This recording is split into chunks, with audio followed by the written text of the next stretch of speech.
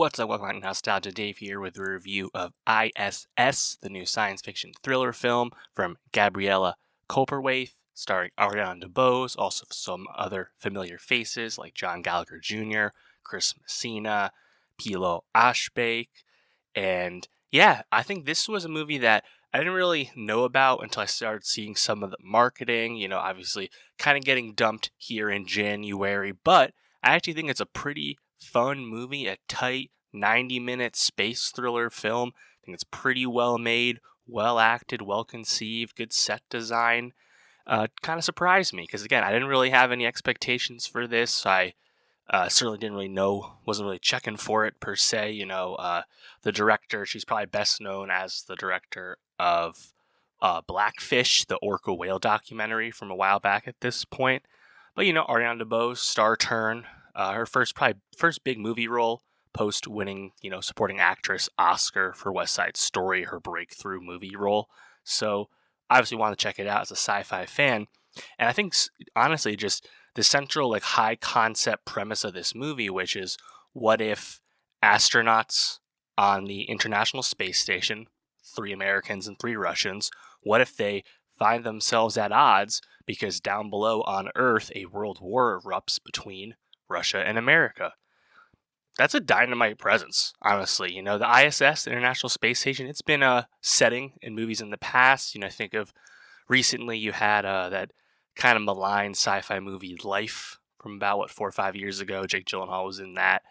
So it's been up there before. But yeah, I think that's a really good premise, just because it immediately sets high stakes thrills on all our characters here, and the tension is quite palpable. It's easy to understand. It's stressful. Unsurprisingly, both sides of the station up there get the same orders from down below to take control of the station by any means necessary. And I think if there's a fault with this movie, it's probably just that there's some of the beats, the narrative beats, the perhaps you say tropes with this type of story. It's a bit familiar, or at least a bit easy to foresee how things are going to go. Ariana DeBose's character, who's a new astronaut just arriving on the station, she's kind of portrayed as the obvious heroine of the story. It's kind of clear from the jump. Despite all that, though, I thought a lot of the beats, even though I could see what was going on, and I guess spoilers for some of the set pieces, but watching Messina go out and do the spacewalk and knowing that he's about to be sabotaged and attempted to be murdered by the cosmonauts, it's coming, right? But still seeing it portrayed, especially I think because again, I think the movie looks really well done, and it's so tight, economical in its screenplay, 90 minutes. You still enjoy it. Honestly, a really good comp would be For All Mankind, the Apple TV Plus series that just concluded its 4th season, which I just reviewed. It kind of gives you For All Mankind vibes, where it's just really fun storytelling, and this tension, perhaps a little bit reminiscent of the For All Mankind season 2 finale in terms of Russian and U.S. tensions and high stakes and violence ensuing out in space. Of course, that was set on the moon, not the I.S.S. Nonetheless, I think it's done pretty good.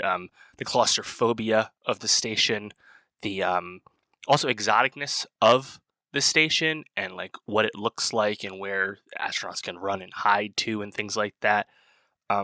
That's cool for the audience, and it's kind of reminiscent of spending time on a submarine. Not that different from the Crimson Tide stuff going on in the second half of that movie, right? The set design does a really good job, and also the portrayal of weightlessness, and no gravity, obviously, looks pretty good. I imagine they use a lot of wires for this, but it's pretty effective. And honestly, the CGI portrayal of a Earth from above, looking down on Earth from space as nuclear war is beginning and seeing it on fire, it's pretty polarizing pretty profoundly moving imagery, even if it's obviously fake. So yeah, I mean, it was nice to see John Gallagher Jr. as well. I feel like he hasn't been doing too much on the movie front. I know he's a big theater actor these days, but yeah, I enjoyed the movie for what it was. Again, I just appreciate that's a tight genre thriller, and as far as like the dumpuary standard goes, of movies that are just kind of thrown out in January. And of course, these are not like, platform award release movies that also come out this time. These are just, kind of wide release studio movies that are just put out at this time because there's not really big expectations for critical or commercial performance or reception.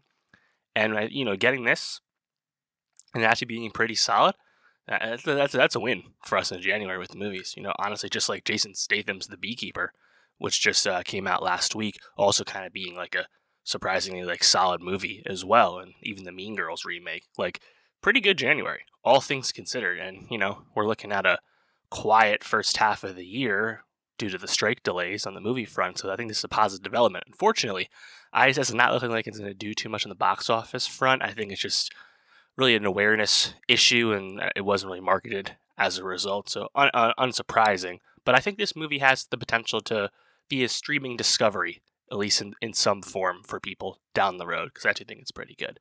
But let me know, what did you think of I.S.S. if you've seen it? And for more movie reviews, subscribe, and I'll see you next time.